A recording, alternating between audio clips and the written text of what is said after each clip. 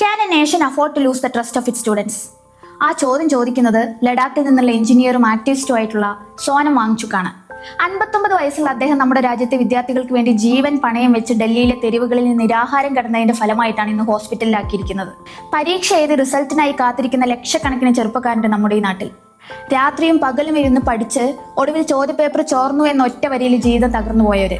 India today report പ്രകാരം കഴിഞ്ഞ 5 വർഷത്തിൽ മാത്രം നീറ്റ് പരീക്ഷാ ക്രമക്കേടുകൾ കാരണം 93 കുട്ടികളാണ് ജീവിതം അവസാനിപ്പിച്ചത്.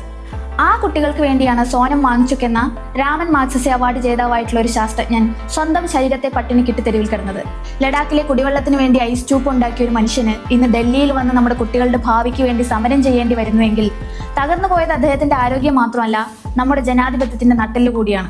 വെറും ഉപ്പുവെള്ളം മാത്രം കുടിച്ച് 3 ആഴ്ചയിലധികം നിരാഹാരം, 9 കിലോയിലധികം ഭാരം കുറഞ്ഞ് ആന്തരികാവയവങ്ങളുടെ പ്രവർത്തനം തകരാറിലായിട്ടും അദ്ദേഹം ചോദിക്കുന്നതൊന്നേയുള്ളൂ: വേർ ഈസ് അക്കൗണ്ടബിലിറ്റി?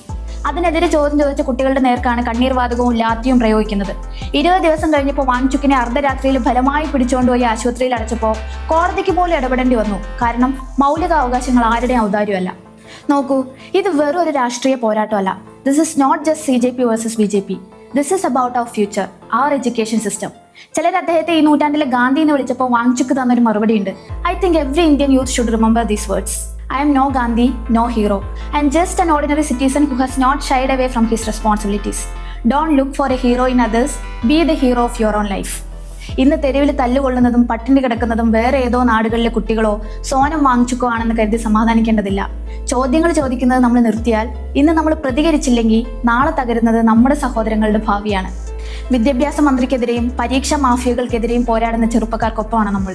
വിദ്യാഭ്യാസം കച്ചവടമല്ല, ചോദ്യം ചോദിക്കുന്നത് രാജ്യദ്രോഹവുമല്ല.